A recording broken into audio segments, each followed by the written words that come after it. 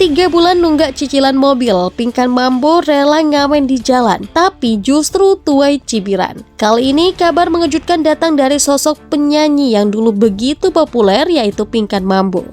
Siapa sangka di tengah kerasnya kehidupan saat ini, Pinkan Mambo dikabarkan harus menghadapi kenyataan pahit.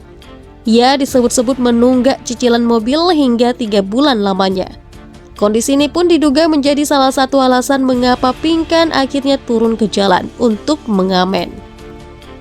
Ya, sebuah video yang beredar luas di media sosial memperlihatkan Pinkan Mambo bernyanyi di pinggir jalan. Dengan pakaian sederhana dan tanpa panggung megah seperti dulu, ia tetap berusaha menghibur orang-orang yang lewat. Namun, bukannya mendapat simpati, aksi Pinkan ini justru menuai cibiran dari sebagian netizen.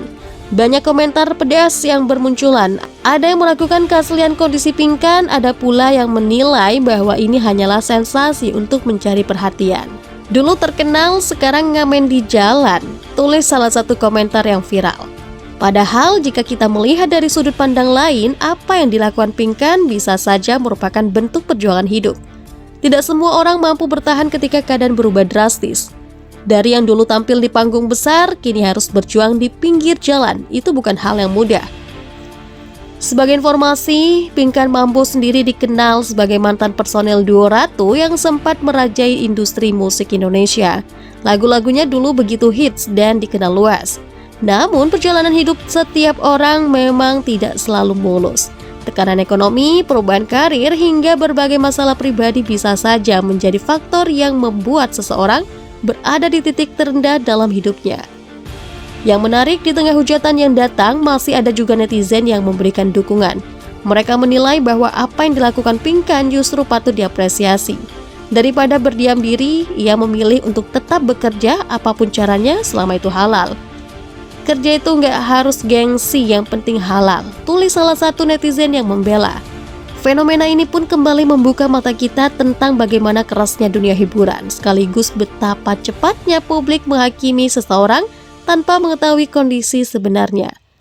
Apakah benar Pinkan sedang mengalami kesulitan ekonomi hingga harus menunggak cicilan mobil? Ataukah ini hanya potongan cerita yang belum kita ketahui secara utuh? Sampai saat ini belum ada pernyataan resmi yang benar-benar menjelaskan kondisi sebenarnya dari Pinkan Mambo.